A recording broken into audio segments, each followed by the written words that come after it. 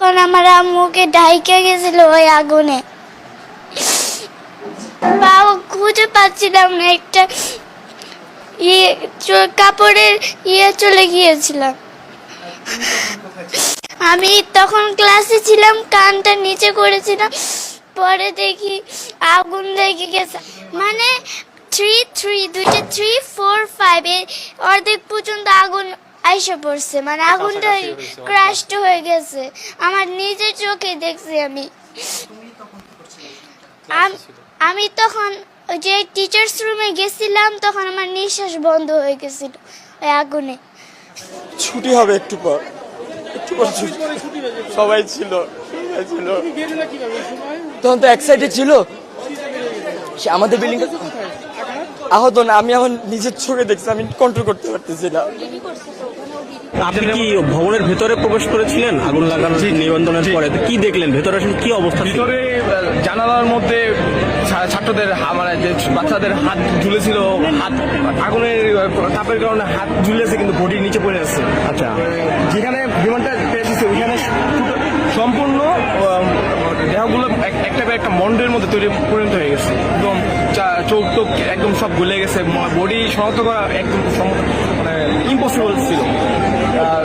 Fire সার্ভিসের কর্মী কেমন বডি মনে হয়েছিল?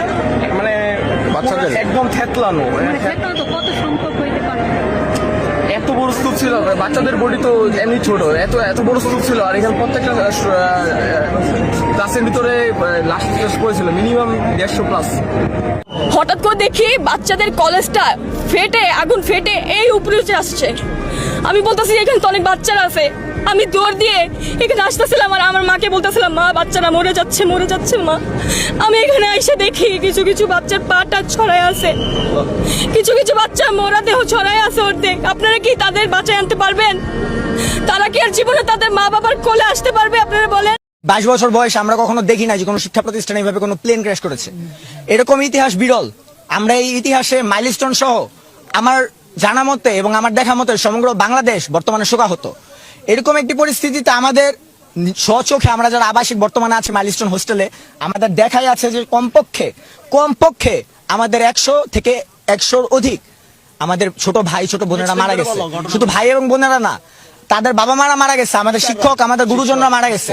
কিন্তু আমরা শতাধিক লাশ স্বচোখে দেখার পরেও এই এত ঘন্টা পর, এত সময় পর, রাতের এখন 2টার অধিক বাজে, কিন্তু আমরা এখন কোনো ক্লিয়ার বিবৃতি পাইনি যে আমাদের মোট কতজন ছোট ভাই বা ছোট বোন আমরা এখান থেকে তো 50 জনের উপরে লাশ বের করা হয়েছে, কিন্তু ওনারা বলতেছে লাশের সংখ্যা মাত্র 29 জন। কাল থেকে আজ পর্যন্ত 29 জনে আসছে। অনেকের নিখোঁজ আছে, অনেকের বাবা মা তাদের সন্তানকে পাইতেছে না। একটা বোন তার বোনের ছবি নিয়ে এখানে ঘোরাঘুরি করতেছে, প্রশাসনের কাছে যাইতেছে, কেউ বলতে পারতেছে না ওনার বোনের লাশটা পর্যন্ত খুঁজে পাইতেছে। এরকম একটা অবস্থা।